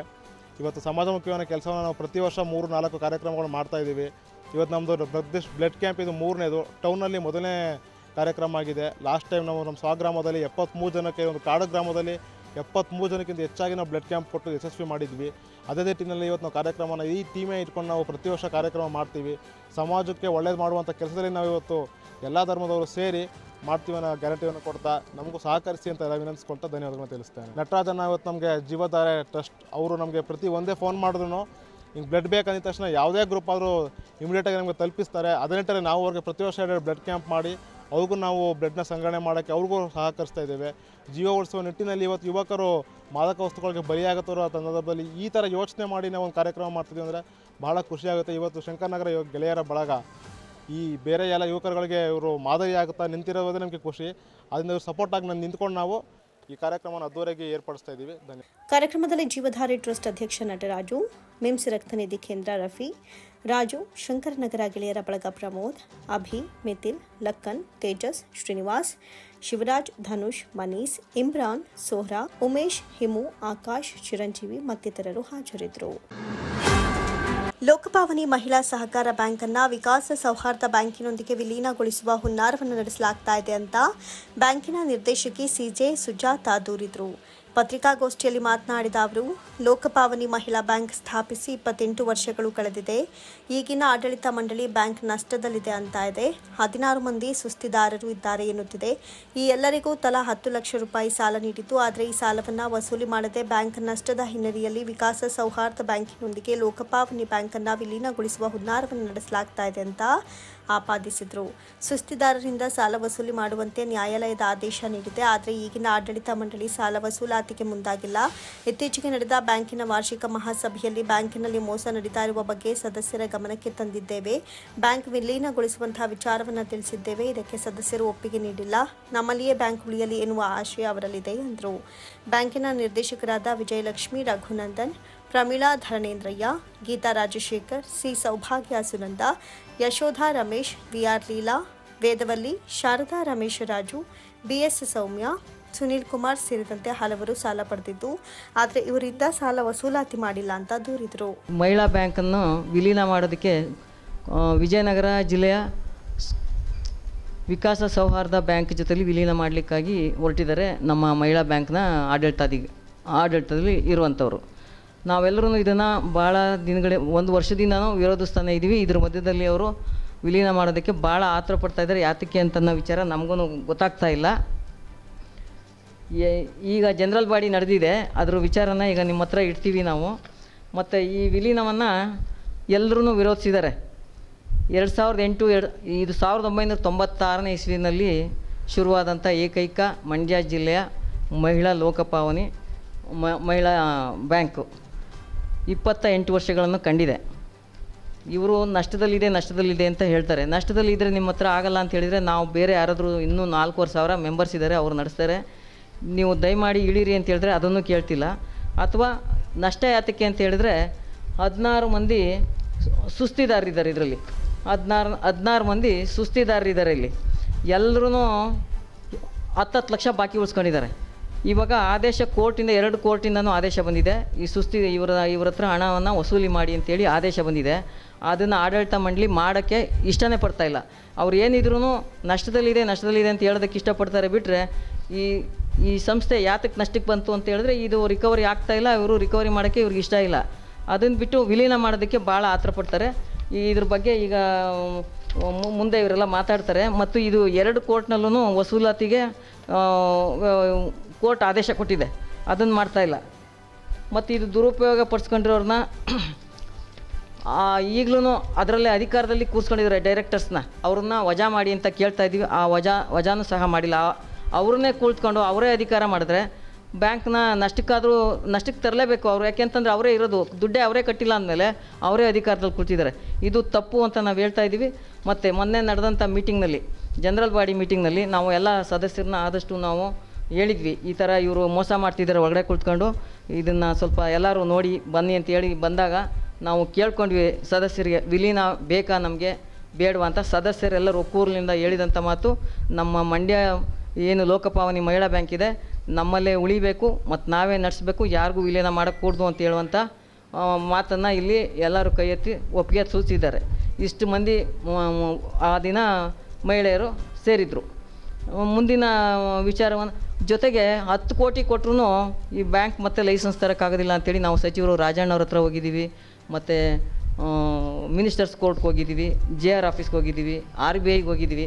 ಅಲ್ಲೆಲ್ಲರೂ ಹೇಳ್ತಾರೆ ನೆಗಡಿ ಬಂತು ಅಂತಂತ ಮೂಗು ಕಟ್ ಮಾಡೋ ಅಂಥದ್ದೆಲ್ಲ ವಿಚಾರ. ಇದು ಸಣ್ಣ ಪುಟ್ಟ ದೋಷ ಆಗಿದೆ, ಅದನ್ನ ಸರಿಪಡಿಸ್ಕೊಂಡು ಬ್ಯಾಂಕ್ ನಡೆಸ್ಬೋದು. ಬ್ಯಾಂಕ್ ಏನು ಕೆಟ್ಟ ಸ್ಥಿತಿಲಿ ಏನಿಲ್ಲ, ಸ್ವಲ್ಪ ಕೆಟ್ಟಿದೆ, ಅದನ್ನು ಸರಿ ಮಾಡ್ಕೋಬೇಕು ಅನ್ನುವಂಥ ಮಾತನ್ನ RBI ಹೇಳಿದೆ, JR ಆಫೀಸಲ್ಲಿ ಹೇಳಿದ್ದಾರೆ, ಮಿನಿಸ್ಟರ್ಸ್ ಕೋರ್ಟಲ್ಲಿ ಹೇಳಿದ್ದಾರೆ, ಮತ್ತು ರಾಜಣ್ಣ ಸಹಕಾರ ಸಚಿವರು ರಾಜಣ್ಣವ್ರು ಸಹ ಹೇಳಿದ್ದಾರೆ. ವಿಜಯಲಕ್ಷ್ಮಿ ರಘುನಂದನ್ ಅವರು ಸರ್ ಈಗ ಅವರು ಆ್ಯಕ್ಚುಲಿ ಡೈರೆಕ್ಟ್ರಾಗಿ ಅಲ್ಲೇ ಅದೇ ಬ್ಯಾಂಕಲ್ಲಿ ಕೂತಿದ್ದಾರೆ. ಈ ಡೈರೆಕ್ಟ್ರಾಗೇ ಇದ್ದಾರೆ. ಇನ್ನೂ ಬ್ಯಾಂಕ್ನ ವಿಲೀನ ಮಾಡಬೇಕು ಅಂತಲೇ ಹೇಳ್ತಾರೆ ಇವರು. ಇವ್ರಿಗೆ ಅದು ಬಿಟ್ಟು ಬೇರೆ ಇವರು 10 ಲಕ್ಷ ಅಲ್ಲ, ಎಲ್ಲರೂ 10 ಲಕ್ಷ ಸರ್, ಎಲ್ಲ ಸೇಮ್. ಹೆಸ್ರು ಹೇಳ್ಬಿಡ್ತೀನಿ ಸರ್, ವಿಜಯಲಕ್ಷ್ಮಿ ರಘುನಂದನ್, ಪ್ರಮೀಳಾ ಧರ್ಮೇಂದ್ರಯ್ಯ ಇವ್ರು ತೀರ್ಕೊಂಡ್ರು ಈಗ ಮೊನ್ನೆ. ಗೀತಾ ರಾಜಶೇಖರ್, ಸೌಭಾಗ್ಯಮ್ಮ C, ಆಶಾಲತಾ ಪುಟ್ಟೇಗೌಡ, ವಸಂತ VC Nagamangala, Sunanda M, Yashoda Ramesh JB, Leela VR, Yashodamma Vedavalli, Subhash ನಗರ ವೇದವಲ್ಲಿ, ಶಾರದಾ SN ರಮೇಶ್ ರಾಜು, ಶಾರದಾ SN ರಮೇಶ್ ರಾಜು, ರತ್ನರಾಮರಾಜೆ ಅರಸು, ಸೌಮ್ಯ BS, ಸುನಿಲ್ ಕುಮಾರ್ KS. ಇವರು ಅಲ್ಲಿ ಮ್ಯಾನೇಜರ್ ಆಗಿದ್ದರು. ಇವ್ರನ್ನ ಇದನ್ನ ಹೇಳ್ತೀನಿ ಮುಂದೆ ಹೇಳ್ತಾರೆ. ಇಷ್ಟು ಜನ ಸುನಿಲ್ ಕುಮಾರ್ ಇವರು ಇಷ್ಟು ಮಂದಿ ಸುಸ್ತಿದಾರರು, 10 ಲಕ್ಷ ಒಬ್ಬರು ಕಟ್ಟಬೇಕು. ಸುದ್ದಿಗೋಷ್ಠಿಯಲ್ಲಿ ನಿರ್ದೇಶಕಿ ಜಯಶೀಲಮ್ಮ, ಕರ್ನಾಟಕ ರಾಜ್ಯ ರೈತ ಸಂಘದ ಮುಖಂಡರಾದ ಸುನಂದ ಜೈರಾಮ್, ನಗರಸಭೆ ಮಾಜಿ ಅಧ್ಯಕ್ಷೆ KC ನಾಗಮ್ಮ, ಜಿಲ್ಲಾ ಪಂಚಾಯಿತಿ ಮಾಜಿ ಸದಸ್ಯ ಸೌಭಾಗ್ಯ ಮಹಾದೇವ, ಸುಜಾತಾ ಸಿದ್ದಯ್ಯ, AJ ವತ್ಸಲ ಉಪಸ್ಥಿತರಿದ್ದರು. ರೈತರ ವ್ಯವಸಾಯೋತ್ಪನ್ನ ಮಾರಾಟ ಸಹಕಾರ ಸಂಘದ 2023-24ನೇ ಸಾಲಿನ ಸರ್ವ ಸದಸ್ಯರ ಮಹಾಸಭೆಯನ್ನು ಸೆಪ್ಟೆಂಬರ್ 21ರಂದು ಬೆಳಗ್ಗೆ 11:30ಕ್ಕೆ ಸಂಘದ ಪ್ರಧಾನ ಕಚೇರಿ ಆವರಣದಲ್ಲಿ ಏರ್ಪಡಿಸಲಾಗಿದೆ ಅಂತ ಸಂಘದ ಅಧ್ಯಕ್ಷ UC ಶೇಖರ್ ತಿಳಿಸಿದರು. ಸುದ್ದಿಗಾರರೊಂದಿಗೆ ಮಾತನಾಡಿದ ಅವರು, ಮಹಾಸಭೆಯಲ್ಲಿ ಹಿಂದಿನ ವಾರ್ಷಿಕ ಮಹಾಸಭೆಯ ನಡಾವಳಿಯನ್ನು ಓದಿ ದಾಖಲಾಗಿಸುವುದು, 2023-24ನೇ ಸಾಲಿನ ಆಡಳಿತ ವರದಿಯನ್ನು ಪರಿಶೀಲಿಸಲಾಗುವುದು, ಲೆಕ್ಕ ಪರಿಶೋಧಕರಿಂದ ಪರಿಶೋಧಿಸಲ್ಪಟ್ಟ 2023-24ನೇ ಸಾಲಿನ ಜಮಾ ಖರ್ಚು ವ್ಯಾಪಾರ ತಕ್ಕೆ, ಲಾಭ ನಷ್ಟ ತಕ್ಕೆ ಮತ್ತು ಆಸ್ತಿ ಜವಾಬ್ದಾರಿ ತಕ್ಕೆ ಹಾಗೂ ವರದಿ ಮತ್ತು ಈ ವರದಿಗೆ ಆಡಳಿತ ಮಂಡಳಿ ನೀಡಿರುವ ಸಮಜಾಯಿಷಿಯನ್ನು ಒಪ್ಪಿ ಅಂಗೀಕರಿಸುವ ಬಗ್ಗೆ ಚರ್ಚೆ ನಡೆಯಲಿದೆ. 2023-24ನೇ ಸಾಲಿನಲ್ಲಿ ಮಂಜೂರಾಗಿರುವ ಬಜೆಟ್ಗಿಂತ ಹೆಚ್ಚಿಗೆ ಖರ್ಚಾಗಿರುವ ಬಗ್ಗೆ ಮತ್ತು 2024-25ನೇ ಹಾಗೂ 25-26ನೇ ಸಾಲಿನ ಬಜೆಟ್ಗೆ ಮಂಜೂರಾತಿ ನೀಡುವ ಬಗ್ಗೆ ಚರ್ಚಿಸಲಾಗುವುದು. 2023-24ನೇ ಸಾಲಿಗೆ ಲಾಭಾಂಶ ವಿಲೇವಾರಿ ಮಾಡಲು ಒಂದು ತೀರ್ಮಾನ ತೆಗೆದುಕೊಳ್ಳಲಾಗುತ್ತೆ. 2024-25ನೇ ಸಾಲಿನ ಸಂಘದ ಲೆಕ್ಕ ಪರಿಶೋಧನೆಗಾಗಿ ಲೆಕ್ಕ ಪರಿಶೋಧಕರನ್ನು ನೇಮಿಸಿಕೊಳ್ಳುವ ಬಗ್ಗೆ ಹಾಗೂ ಇನ್ನಿತರ ವಿಚಾರಗಳ ಬಗ್ಗೆ ಚರ್ಚೆಯನ್ನು ನಡೆಸಲಾಗುವುದು. ಸಂಘದ ಸದಸ್ಯರು ಸಭೆಯಲ್ಲಿ ಚರ್ಚಿಸಬೇಕಾದ ವಿಷಯಗಳ ಬಗ್ಗೆ ಸಭೆ ನಡೆಯುವ 7 ದಿನಗಳ ಮುಂಚಿತವಾಗಿ ಲಿಖಿತ ಮೂಲಕ ತಲುಪಿಸಬೇಕು. ಸದಸ್ಯರು ಸಭೆಗೆ ಬರುವಾಗ ಆಹ್ವಾನ ಪತ್ರಿಕೆಯನ್ನು ಕಡ್ಡಾಯವಾಗಿ ತರಬೇಕು. ತಪ್ಪದೇ ಗುರುತಿನ ಚೀಟಿಯನ್ನು ತರಬೇಕು. ಒಂದು ವೇಳೆ ಗುರುತಿನ ಚೀಟಿ ಪಡೆಯದೇ ಇರುವ ಸದಸ್ಯರು ಪಾಸ್ಪೋರ್ಟ್ ಸೈಜ್ನ 3 ಭಾವಚಿತ್ರಗಳನ್ನು ನೀಡಿ ಗುರುತಿನ ಚೀಟಿ ಪಡೆಯಬೇಕು ಎಂದರು. ವಾರ್ಷಿಕ ಮಹಾಸಭೆಯ ಆಹ್ವಾನ ಪತ್ರಿಕೆ ತಲುಪದೇ ಇದ್ದಲ್ಲಿ ಇದನ್ನೇ ಆಹ್ವಾನ ಪತ್ರಿಕೆ ಎಂದು ಪರಿಗಣಿಸಿ ಸಭೆಗೆ ಹಾಜರಾಗುವಂತೆ ಮನವಿ ಮಾಡಿದರು. 21/9/2024 ಶನಿವಾರ 11:30 ಗಂಟೆಗೆ ನಮ್ಮ ಸಂಘದ ಆವರಣದಲ್ಲಿ ಇಟ್ಕೊಂಡಿದ್ದೀವಿ. ನಾವು ಆಲ್ರೆಡಿ ಎಲ್ಲ ಸದಸ್ಯರಿಗೂ ನಮ್ಮಲ್ಲಿ ಸದಸ್ಯರು ಒಟ್ಟು 9,385 ಜನ ಸದಸ್ಯರಿದ್ದಾರೆ. ಅದರಲ್ಲಿ ರನ್ನಿಂಗ್ ಇರೋದು 6,445 ಜನ ಸದಸ್ಯರಿದ್ದಾರೆ. ಅವರೆಲ್ಲರಿಗೂ ಕೂಡ ಈ ಆಹ್ವಾನ ಪತ್ರಿಕೆಯನ್ನು ಪೋಸ್ಟ್ ಮುಖಾಂತರ ತಲುಪಿಸಿದ್ದೀವಿ. ಏನಾಯ್ತದೆ ಅಂತಂದರೆ ಎಲ್ಲ ಸಾಮಾನ್ಯ ಸಭೆಯಲ್ಲೂ ಎಲ್ಲ ಸೇರಿದಾರು ಒಂದು ಕಂಪ್ಲೇಂಟ್ ಮಾಡ್ತಾರೆ, ಏನಂದ್ರೆ ನಮಗೆ ಪೋಸ್ಟ್ ಬಂದಿಲ್ಲ ಅಂತ. ಆ ವಿಚಾರವಾಗಿ ನಾವು ಎಲ್ಲ ಪೋಸ್ಟ್ ಮಾಸ್ಟರ್ ಹತ್ರ ಹೋಗಿ ಎಲ್ಲ ನಮ್ಮ ಮಂಡ್ಯ ತಾಲೂಕು ವ್ಯಾಪ್ತಿಯ ಎಲ್ಲ ಪೋಸ್ಟ್ ಮಾಸ್ಟರ್ಗೂ ಅವರು ಗ್ರೂಪ್ ಮಾಡ್ಕೊಂಡಿದ್ದಾರೆ. ಗ್ರೂಪ್ ಮಾಡ್ಕೊಂಡು ಅವರು ಪೋಸ್ಟ್ ಮಾಸ್ಟ್ರಿಂದ ಅವ್ರಿಗೆ ಮೆಸೇಜ್ ಹಾಕಿದ್ದಾರೆ, ಹಿಂಗೆ RIPCMSಯಿಂದ ನಮಗೆ ಒಂದು ಕಂಪ್ಲೇಂಟ್ ಬಂದಿದೆ, ನೀವು ಹೋದ ಸಲನೂ ಕೂಡ ಸರಿಯಾಗಿ ಇದನ್ನು ಪತ್ರಿಕೆನ ಸರಿಯಾಗಿ ತಲುಪಿಸಿಲ್ಲ ಅಂದ್ಬಿಟ್ಟು ಈ ಸಲ ಖಂಡಿತವಾಗಿ ಎಲ್ಲಕ ತಲುಪಿಸಬೇಕು ಅಂದ್ಬಿಟ್ಟು ಅವರು ಕೂಡ ಮೆಸೇಜ್ ಹಾಕಿದ್ದಾರೆ. ನಾವು ಎಲ್ಲರದ್ದು ಫೋನ್ ನಂಬರ್ ತಗೊಂಡು ಎಲ್ಲ ಪೋಸ್ಟ್ ಮಾಸ್ಟರ್ಗಳ ಜೊತೆಲೂ ಮಾತಾಡಿದ್ದೀವಿ. ಅವ್ರು ತಲುಪಿಸುವಂಥ ವ್ಯವಸ್ಥೆನೇ ಅದನ್ನು ಮಾಡಿದ್ದೀವಿ. ಆದರೂ ಕೂಡ ಕೆಲವೊಂದು ಸಂದರ್ಭದಲ್ಲಿ ಕಾರಣಾಂತರದಿಂದ ಆ ಪತ್ರಿಕೆ ತಲುಪೋದು ಸುಮಾರು ಜನಕ್ಕೆ ಸಮಸ್ಯೆ ಆಯ್ತಾ ಇದೆ. ಆ ಕಾರಣದಿಂದ ನಾವು ಒಂದು ಪತ್ರಿಕಾಗೋಷ್ಠಿಯನ್ನು ಕರಿಬೇಕು, ಹೋದ ಸಲನೂ ಇದೇ ಥರ ಮಾಡಿದ್ವಿ. ಈ ಮುಖಾಂತರ ಅವರನ್ನು ಆಹ್ವಾನಿಸಬೇಕು ಅಂತ ಹೇಳ್ತಾ ತಾವೆಲ್ಲ ಕೂಡ 21ನೇ ತಾರೀಕು ಶನಿವಾರ ದಿನ ನಮ್ಮ ಆವರಣದಲ್ಲಿ ಮಹಾಸಭೆ ಇದೆ. ತಾವೆಲ್ಲರೂ ಕೂಡ ಬರಬೇಕು. ಮತ್ತು ನಮ್ಮ ಮಾಧ್ಯಮದ ಮೂಲಕ ನಮ್ಮ ಷೇರುದಾರರನ್ನು ಬರಲಿಕ್ಕೆ ಕೂಡ ಅವಕಾಶ ಮಾಡಿಕೊಡ್ಬೇಕು ಅಂತ ತಮ್ಮಲ್ಲಿ ಕೇಳ್ಕೊತಾ ಇದ್ದೀನಿ. ಸುದ್ದಿಗೋಷ್ಠಿಯಲ್ಲಿ ಸಂಘದ ನಿರ್ದೇಶಕರಾದ BP Somashekar, KC Ravindra, GN Uday Kumar, CK Papaiah, KT Chandrashekhar, H Ashok ಉಪಸ್ಥಿತರಿದ್ದರು. ನಗರದ ರೈಲ್ವೆ ನಿಲ್ದಾಣದ ಮುಂಭಾಗ ಮಂಡ್ಯ ನಗರಕ್ಕೆ ಆಗಮಿಸಿದ ಕರಾಟೆ ಸ್ಪರ್ಧೆಯಲ್ಲಿ ಉತ್ತಮ ಪ್ರದರ್ಶನ ನೀಡಿ ರಾಷ್ಟ್ರಮಟ್ಟಕ್ಕೆ ಆಯ್ಕೆಯಾದ ವಿದ್ಯಾರ್ಥಿಗಳಿಗೆ ಮತ್ತು ದೈಹಿಕ ಶಿಕ್ಷಣ ಶಿಕ್ಷಕರಿಗೆ 22 ಸೆಂಚುರಿ ಪಬ್ಲಿಕ್ ಶಾಲೆ ಪ್ರಾಂಶುಪಾಲ ಗೋವರ್ಧನ್ ಅಭಿನಂದನೆಯನ್ನ ಸಲ್ಲಿಸಿದರು.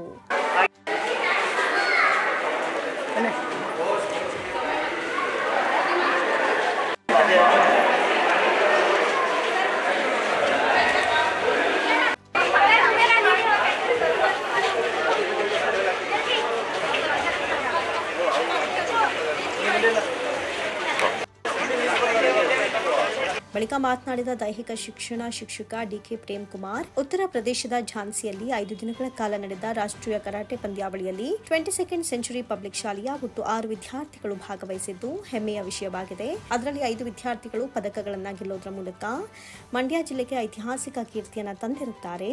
ಚಿನ್ನದ ಪದಕದೊಂದಿಗೆ ಕುಶಾಲ್, ಬೆಳ್ಳಿ ಪದಕದೊಂದಿಗೆ ತೇಜಸ್ ಹಾಗೂ ಆಫ್ರಿನ್ ತಾಜ್, ಕಂಚಿನ ಪದಕದೊಂದಿಗೆ ಶ್ರೀ ವರುಣ್ ಹಾಗೂ ಮಿನುಲಿ 5ನೇ ಸ್ಥಾನದಲ್ಲಿ ಪ್ರಜ್ವಲ್ ಕುಮಾರ್ ಜಯಶೀಲರಾದರು. ಇತಿಹಾಸದಲ್ಲೇ ಇದೇ ಮೊದಲ ಬಾರಿಗೆ ಮಂಡ್ಯ ಜಿಲ್ಲೆಯಿಂದ ರಾಷ್ಟ್ರಮಟ್ಟಕ್ಕೆ ಆಯ್ಕೆಯಾಗಿ ಗೆದ್ದು ನಂತರ ಅಂತಾರಾಷ್ಟ್ರೀಯ ಮಟ್ಟದಲ್ಲೂ ನಮ್ಮ ಮಂಡ್ಯ ಜಿಲ್ಲೆಯನ್ನು ಪ್ರತಿನಿಧಿಸುತ್ತಾರೆ ಅಂತ ಹೇಳಿದರು. ಈ ಅತ್ಯುನ್ನತ ಸಾಧನೆಗೆ ಬೆನ್ನೆಲುಬಾಗಿ ನಿಂತ ಶಾಸಕ ರವಿಕುಮಾರ್ ಗೌಡ ಗಣಿಗ, JDSನ ಹಿಂದುಳಿದ ವರ್ಗದ ರಾಜ್ಯಾಧ್ಯಕ್ಷ ಡಾಕ್ಟರ್ ಜಯರಾಮ್, ಬಿಜೆಪಿ ಮುಖಂಡ ಅಶೋಕ್ ಜಯರಾಮ್, ಮಾಜಿ ಶಾಸಕ ಎಂ ಶ್ರೀನಿವಾಸ್, ವಿಶೇಷವಾಗಿ ಪ್ರತಿ ವರ್ಷ ರಾಷ್ಟ್ರಮಟ್ಟಕ್ಕೆ ಹೋಗುವ ಕ್ರೀಡಾಪಟುಗಳಿಗೆ ಸಹಾಯ ಹಸ್ತ ನೀಡ್ತಾ ಇರುವಂತಹ ಜಿಲ್ಲಾ ಸರ್ಕಾರಿ ನೌಕರರ ಸಂಘದ ಅಧ್ಯಕ್ಷ ಶಂಭು ಗೌಡ ಅವರನ್ನು ಅಭಿನಂದಿಸುತ್ತೇವೆ ಎಂದರು. ನಮಸ್ಕಾರ, ನನ್ನ ಹೆಸರು Prem Kumar DK. 22nd century public ಶಾಲೆಯಲ್ಲಿ ದೈಹಿಕ ಶಿಕ್ಷಣಕ್ಕಾಗಿ ನಿರ್ವಹಿಸುತ್ತಿದ್ದು ಹಾಗೂ ನಮ್ಮ ಶಾಲೆಯ 6 ಮಕ್ಕಳು ರಾಷ್ಟ್ರಮಟ್ಟಕ್ಕೆ ಆಯ್ಕೆಯಾಗಿ ಉತ್ತರ ಪ್ರದೇಶದ ಝಾನ್ಸಿಯಲ್ಲಿ ನಡೆದಿದ್ದು ಅದರಲ್ಲಿ ನಮ್ಮ ಶಾಲೆಯ ಮಕ್ಕಳು 5 ಜನ ಮಕ್ಕಳು ಮೆಡಲನ್ನು ಸ್ವೀಕರಿಸಿದ್ದಾರೆ. ಅದರಲ್ಲಿ 1 gold medal, 2 silver medal, 2 bronze medal. ಮಂಡ್ಯದ ಇತಿಹಾಸದಲ್ಲೇ ಪ್ರಪ್ರಥಮ ಬಾರಿಗೆ SGFI ಇಂಡಿಯಾ ಟೀಮ್ಗೆ ಸೆಲೆಕ್ಟ್ ಆಗಿದ್ದಾರೆ. ಅದೆಲ್ಲ ನಾವು ಹೆಮ್ಮೆ ಪಡಬೇಕಾದ ವಿಷಯ. ಮಂಡ್ಯ ಇತಿಹಾಸದಲ್ಲೇ ಇದುವರೆಗೂ ಯಾರೂ ಹೋಗಿಲ್ಲ ಕರಾಟೆ ಕ್ರೀಡೆಗೆ ಅಲ್ಲಿ ಸೆಲೆಕ್ಟ್ ಆಗಿದೆ. ಎಲ್ಲ ಮಂಡ್ಯ ಜನತೆಗಳು ಕ್ರೀಡೆಯಲ್ಲಿ ಒಟ್ಟು ಕರ್ನಾಟಕದಲ್ಲಿ 39 ಜನ, 8 ಜನ ಅದರಲ್ಲಿ 8 ಜನ ಮಾತ್ರ ಸೆಲೆಕ್ಟ್ ಆಗಿದ್ದಾರೆ SJFI ಇಂಡಿಯಾ ಟೀಮ್ಗೆ. ಸೊ ಅದು ಬಂದು ಪಂಜಾಬ್ನಲ್ಲಿ ನಡೀತಾ ಇದೆ. ನೆಕ್ಸ್ಟು ಮುಂದಿನ ದಿನಗಳಲ್ಲಿ ಅದರ ಡೇಟ್ ಬರುತ್ತೆ. ಮಂಡ್ಯದಲ್ಲಿ 6 ಜನ ಮಕ್ಕಳು ಸ್ಪರ್ಧೆಗೆ ಭಾಗವಹಿಸಿದರು. ಅದರಲ್ಲಿ 5 ಜನ ಮಕ್ಕಳು ಅದರಲ್ಲಿ ಗೆದ್ದಿದ್ದಾರೆ. ಅದರಲ್ಲಿ 1 gold medal, 2 silver medal, 2 bronze medal. ಸ್ಪೋರ್ಟ್ಸ್ಗೆ ತುಂಬ ಆದ್ಯತೆ ಕೊಡಿ, ಯಾಕೆಂದರೆ ಎಜುಕೇಷನ್ ಎಷ್ಟು ಮುಖ್ಯನೋ ಅದೇ ಥರ ಸ್ಪೋರ್ಟ್ಸು ಅಷ್ಟೇ ಮುಖ್ಯ. ಮನುಷ್ಯನ ಭಾಗದಲ್ಲಿ ಎಷ್ಟು ಎಜುಕೇಷನ್ಗೆ ನೀವು ಮಾನ್ಯತೆ ಕೊಡ್ತಾರೋ ಅದೇ ಥರ ಸ್ಪೋರ್ಟ್ಸ್ಗೂ ಆದ್ಯತೆ ಕೊಟ್ಟರೆ ನಿಮ್ಮ ಆರೋಗ್ಯ ದೃಷ್ಟಿ ಆಗಿರ್ಬೋದು, ನಿಮ್ಮ ಮುಂದಿನ ಪೀಳಿಗೆಗಾಗಿರ್ಬೋದು ಸೊ ಯೂಸ್ ಆಗುತ್ತೆ. ಹಾಗೆ ನಮ್ಮ ಈ ಎಲ್ಲ ಅಚೀವ್ಮೆಂಟ್ಗೆ ನಮ್ಮ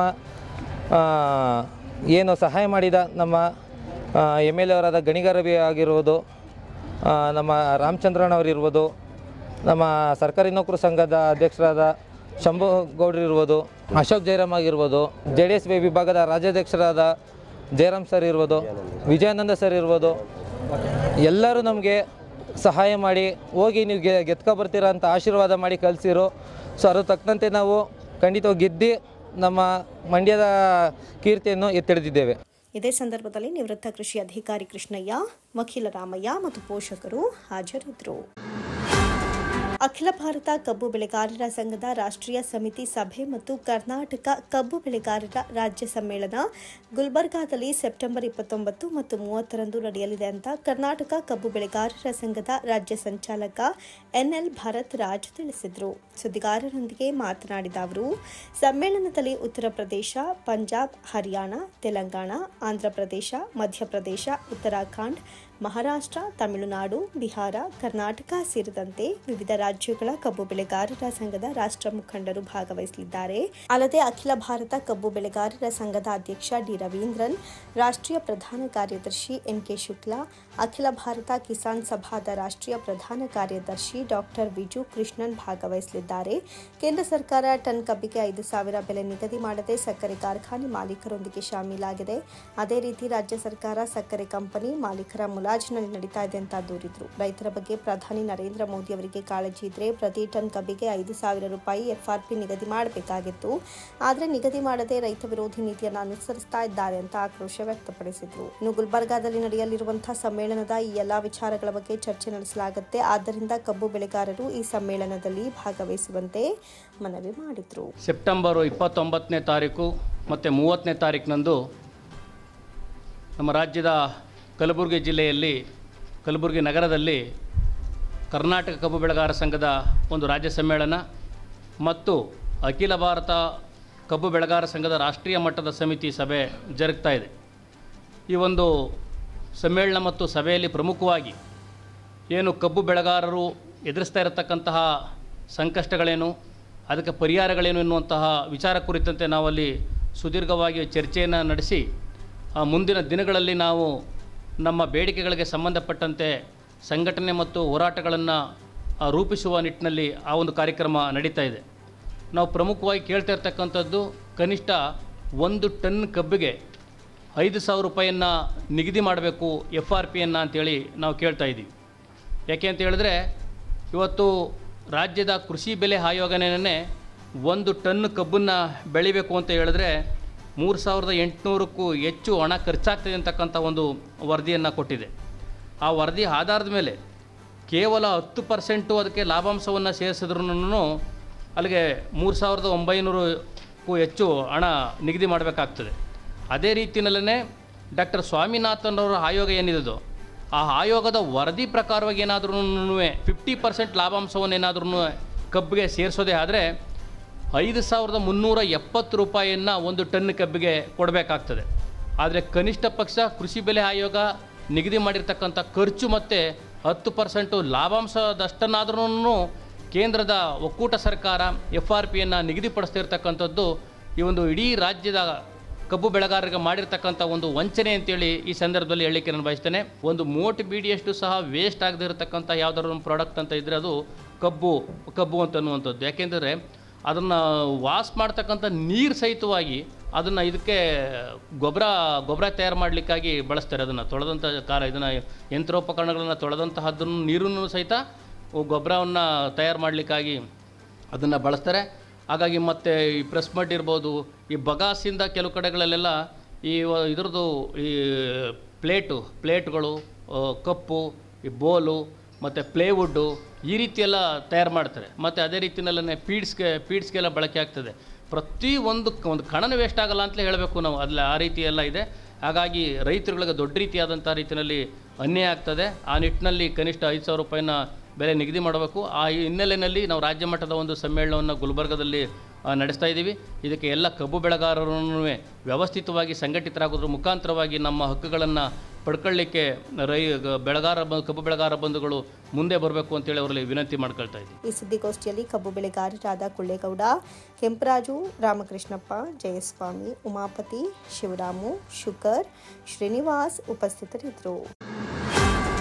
ಬುದ್ಧ ಭಾರತ ಫೌಂಡೇಶನ್ ವತಿಯಿಂದ ಸಮಾಜ ಕಲ್ಯಾಣ ಇಲಾಖೆ, ಹಿಂದುಳಿದ ವರ್ಗಗಳ ಕಲ್ಯಾಣ ಇಲಾಖೆ ಹಾಗೂ ಹಿಂದೂ ಧಾರ್ಮಿಕ ದತ್ತಿ ಇಲಾಖೆ ಮತ್ತು ಸಕ್ಷಮ ಪ್ರಾಧಿಕಾರಗಳ ಸಹಯೋಗದಲ್ಲಿ ಅಕ್ಟೋಬರ್ 14ರಂದು ಶ್ರೀರಂಗಪಟ್ಟಣ ತಾಲೂಕಿನ ನೇರಲೆಕೆರೆ ಗ್ರಾಮದಲ್ಲಿ ಉಚಿತ ಸಾಮೂಹಿಕ ಸರಳ ವಿವಾಹ ಕಾರ್ಯಕ್ರಮವನ್ನು ಹಮ್ಮಿಕೊಳ್ಳಲಾಗಿದೆ ಅಂತ ಅಂಬೇಡ್ಕರ್ ವಾರಿಯರ್ಸ್ ಅಧ್ಯಕ್ಷ ಗಂಗಾರಾಜು ತಿಳಿಸಿದರು. ಸುದ್ದಿಗೋಷ್ಠಿಯಲ್ಲಿ ಮಾತನಾಡಿದ ಅವರು, ಅಕ್ಟೋಬರ್ 14ರಂದು ಅಂಬೇಡ್ಕರ್ ಅವರು ಬೌದ್ಧ ಧರ್ಮ ದೀಕ್ಷೆ ಪಡೆದ ದಿನವಾಗಿದೆ. ಹಾಗಾಗಿ ಈ ದಿನದ ನೆನಪಿಗಾಗಿ ಬುದ್ಧ ಧರ್ಮವನ್ನು ಪ್ರತಿ ಮನೆಗೆ ತಲುಪಿಸುವಂತಹ ಹಿನ್ನೆಲೆಯಲ್ಲಿ ಈ ಕಾರ್ಯಕ್ರಮವನ್ನು ಆಯೋಜಿಸಲಾಗಿದೆ. ಮಂಡ್ಯ ಜಿಲ್ಲೆಯ ಜೊತೆಗೆ ರಾಜ್ಯದ ಯಾವುದೇ ಜಿಲ್ಲೆಯಲ್ಲಿರುವ ವಧುವರರು ಈ ಕಾರ್ಯಕ್ರಮದಲ್ಲಿ ಭಾಗವಹಿಸಬಹುದು. ವಧುವರರು ವಯಸ್ಕರಾಗಿದ್ದು ಮತ್ತು ಯಾವುದೇ ಜಾತಿ ಸಮುದಾಯದ ಜನ ಈ ಕಾರ್ಯಕ್ರಮದಲ್ಲಿ ಭಾಗಿಯಾಗಬಹುದು. ವಿವಾಹವಾಗಲು ಇಚ್ಛಿಸುವವರು ಆಧಾರ್ ಕಾರ್ಡ್, ವಯಸ್ಸಿನ ದೃಢೀಕರಣ ಪತ್ರ, ಇತ್ತೀಚಿನ 3 ಭಾವಚಿತ್ರ, ಜಾತಿ ಮತ್ತು ಆದಾಯ ದೃಢೀಕರಣ ಪತ್ರವನ್ನು ಅಕ್ಟೋಬರ್ 10ರವರೆಗೆ ಬುದ್ಧ ಭಾರತ ಫೌಂಡೇಶನ್, ಸುಂದರಪ್ಪ ಬಿಲ್ಡಿಂಗ್, ಸುಭಾಷ್ ನಗರ, 8ನೇ ಕ್ರಾಸ್, ಮಂಡ್ಯ ಇಲ್ಲಿಗೆ ತಲುಪಿಸಿ ಹೆಸರು ನೋಂದಾಯಿಸಿಕೊಳ್ಳಬಹುದು ಅಂತ ತಿಳಿಸಿದರು. 14ರಂದು ಸರಳ ವಿವಾಹ, ಸಾಮೂಹಿಕ ಸರಳ ವಿವಾಹವನ್ನು ಮಾಡಬೇಕು ಅಂತ ನಾವು ಬುದ್ಧ ಫೌಂಡೇಶನ್ನಿಂದ ಯೋಚನೆ ಮಾಡಿ, ತದನಂತರ ಇಡೀ ಜಿಲ್ಲಾದ್ಯಂತ ಅದನ್ನು ಪ್ರಚಾರ ಮಾಡಿದರೆ ಒಂದು ಸರಳವಾಗಿ ಸಾಮೂಹಿಕವಾಗಿ ಒಂದು ಬಡತನ ಕುಟುಂಬದವರು ಎಲ್ಲರಿಗೂ ಅನುಕೂಲ ಆಗುತ್ತೆ ಅನ್ನೋದು ಒಂದು ದೃಷ್ಟಿ. ಆದರೆ ಇನ್ನೊಂದು ದೃಷ್ಟಿ ಏನಪ್ಪ ಅಂತಂದರೆ, ಈ ಧಮ್ಮವನ್ನು ಬುದ್ಧ ಸಂಸ್ಕೃತಿಯಲ್ಲಿ ಹೇಗೆ ಮದುವೆ ಸಮಾರಂಭಗಳನ್ನ ಮಾಡಬಹುದು ಅನ್ನೋದು ಅಂತ ಅರಿವನ್ನು ಸಮಾಜದೊಟ್ಟಿಗೆ ಕೊಂಡೊಯ್ಯಬೇಕು ಅಂತ ಹೇಳ್ತಾ ಈ ಕಾರ್ಯಕ್ರಮವನ್ನು ನಾವೆಲ್ಲರೂ ಸೇರಿ ಹಮ್ಮಿಕೊಂಡಿದ್ದೇವೆ. ದಯಮಾಡಿ ಇದನ್ನು ಹೆಚ್ಚಿನ ರೀತಿಯಲ್ಲಿ ತಾವೆಲ್ಲ ಪ್ರಚಾರ ಮಾಡಬೇಕು. ಹಾಗೆಯೇ ಈ ಬುದ್ಧ ಸಂಸ್ಕೃತಿಯನ್ನು ಈ ನಾಡಿನಲ್ಲಿ ಬೆಳೆಸಬೇಕು, ಉಳಿಸಬೇಕು ಅನ್ನೋ ಒಂದು ಆಶಯದೊಟ್ಟಿಗೆ ನಾವೆಲ್ಲ ಈ ಸಂಘಟನೆ ಒಟ್ಟಿಗೆ ನಾವು ಮಾಡ್ತಾಯಿದ್ದೀವಿ. ಹಾಗಾಗಿ ತಾವೆಲ್ಲ ಮತ್ತೊಮ್ಮೆ ಇದನ್ನು ಹೆಚ್ಚಿನ ಪ್ರಚಾರ ಕೊಟ್ಟು ವಧುವರರು ಅದಕ್ಕೆ ತಕ್ಕ ಶುಭ ವಿವಾಹಕ್ಕೆ ಮಾಡ್ಕೊಳ್ಳುವಂಥ ವಧುವರರು ಸಂಬಂಧಪಟ್ಟ ಸಾಲ ದಾಖಲಾತಿಗಳೊಂದಿಗೆ ಜರೂರಾಗಿ ದಿನಾಂಕ ನಿಗದಿಪಡಿಸಲಾಗಿದೆ. 10/10 ಒಳಗಡೆ 2024 ಆ ಒಳಗಡೆ ತಮ್ಮ ಸಾಲ ದಾಖಲಾತಿಗಳು ಮತ್ತು ವಯಸ್ಸಿಗೆ ಸಂಬಂಧಪಟ್ಟಂಥ ದಾಖಲೆಗಳನ್ನ ಒದಗಿಸತಕ್ಕದ್ದು. ಹಾಗೆಯೇ ಕಮ್ಯುನಿಕೇಷನ್ಗೆ ದೂರವಾಣಿ ಮೂಲಕ ಫೋನ್ ನಂಬರ್ಗೆ ಫೋನ್ ಮಾಡಿ ತಾವೆಲ್ಲ ಹಾಜರಾಗಿ ಹಾಜರಾತಿಗಳನ್ನ ಪಡ್ಕೊಳ್ಬೇಕು. ಆ ಸಮಯಕ್ಕೆ ಸರಿಯಾಗಿ ಬಂದಂಥ ಸಂದರ್ಭದಲ್ಲಿ ಏನು ಬುದ್ಧ ಸಂಸ್ಕೃತಿ, ಬುದ್ಧ ಧಮ್ಮ ಸಂಸ್ಕೃತಿ ಏನಿದೆಯೋ ಅದರ ಪ್ರಕಾರ ಅವರ ಸರಳ ವಿವಾಹ ಜರುಗ್ತದೆ. ಅದಕ್ಕೆ ಸಂಬಂಧಪಟ್ಟಾಗೆ ಇಲಾಖಾ ಅಧಿಕಾರಿಗಳು ಕೂಡ ಬರ್ತಾ ಇದ್ದಾರೆ, ಜಿಲ್ಲಾಧಿಕಾರಿಗಳು ಬರ್ತಾರೆ, ಹಾಗೆಯೇ ಸಮಾಜ ಕಲ್ಯಾಣ ಅಧಿಕಾರಿಗಳು ಇವರೆಲ್ಲ ಭಾಗಿಯಾಗ್ತಾರೆ ಅಂತ ನಮ್ಮ ಸಂಘದ ವತಿಯಿಂದ ಹೇಳಲಿಕ್ಕೆ ಇಷ್ಟಪಡ್ತೇನೆ. ಈ ಸುದ್ದಿಗೋಷ್ಠಿಯಲ್ಲಿ ಫೌಂಡೇಶನ್ ಅಧ್ಯಕ್ಷ ಜಯರಾಮಯ್ಯ, ಅಹಿಂದ ಸಂಘಟನೆಯ ಲೋಕೇಶ್, ನಗರಸಭೆ ಮಾಜಿ ಸದಸ್ಯ ಅಮ್ಜದ್ ಪಾಷಾ, ಜವರಪ್ಪ, ಸುಭಾಷ್, ಗುರುವಣ್ಣ, ರಾಜಣ್ಣ ಉಪಸ್ಥಿತರಿದ್ದರು.